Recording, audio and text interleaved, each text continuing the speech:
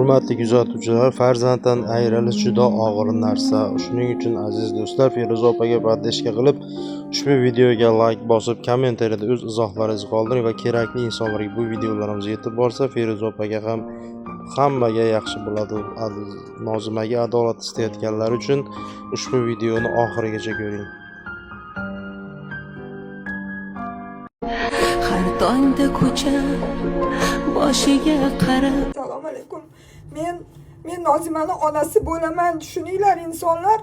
Men bekorga Koreyada yurganim yo'q bu yerda. Shu ko'zimga adolat deb keldim. Yana qancha bunga bo'xtonlar, tuhmatlar qilmoqchi insonlar.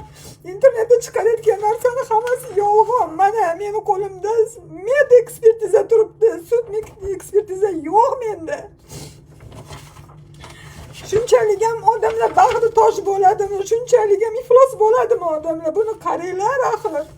Bunda yozilishicha noaniq deyapti menga. Faqat noaniq deyilyapti. Hali hech narsa qo'limga berilgani yo'q.